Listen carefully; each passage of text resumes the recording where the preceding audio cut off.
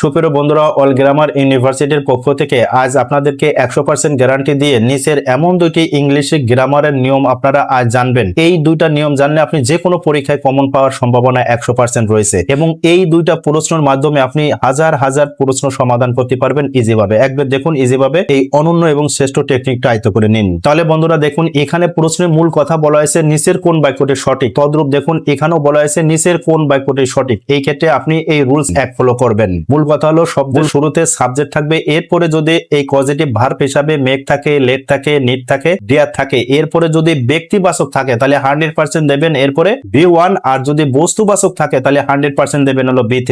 তাহলে বন্ধুরা এই এক নাম্বার প্রশ্ন আপনারা লক্ষ্য করছেন, এখানে দেখুন দা স্পিকার সাবজেক্ট আছে, এরপরে মেড আছে, এরপরে দা অডিয়েন্স মানে শ্রোতা বিন্দু আছে, এটা ব্যক্তিবাচক। এরপরে যে ভার্ব হবে তার মানে এই ব্যক্তিবাচক হলে B1 হবে। তাহলে B1 কোথায় আছে এবার দেখুন, এখানে 2 আছে, তাহলে 100% ভুল আছে। দেখুন এখানে লিসেন B1 আছে, তাহলে এটা আসলে এই খ নাম্বার সঠিক। আর দেখুন এখানে B3 আছে, লিসেন ইডি যুক্ত করে পাস্ট করা আছে। আবার দেখুন এর শেষে আইএনজি দিয়ে আছে, এটা 100% ভুল আছে। তদ্রূপ বন্ধুরা এই সেন্টেন্সের ভিতরেও আপনারা লক্ষ্য করুন, এই প্রথমে সাবজেক্ট আছে, এরপরে মেড আছে, এরপরে এই যে দা কারক তার মানে এই বস্তুবাচক থাকলে এরপরে যা ভার্ব বসবে সেটা বসবে B3। তাহলে আপনারা দেখুন এই যে এরপরে 2 আছে, তাহলে এটা 100% ভুল আছে। আবার এরপরে 2 আছে, এইটাও 100% ভুল আছে। এই যে রিপেয়ার এটা আছে B3, তাহলে B3 হলো এই রিপেয়ার, তাহলে সঠিক উত্তর হলো এই গ। আর এই ঘ নাম্বার দেখুন এরপরে আইএনজি দিয়ে আছে, তার মানে এটি ভুল। তাহলে সুপ্রিয় বন্ধুরা এক নজরে আপনারা অল গ্রামার ইউনিভার্সিটির পক্ষ থেকে এই দুটা গ্রামাটিক্যাল রুলস কিভাবে শিখলেন এ সম্পর্কে বন্ধুরা কমেন্ট করুন। আর বন্ধুরা অবশ্যই দয়া করে ভিডিওটা শেয়ার করে দিবেন।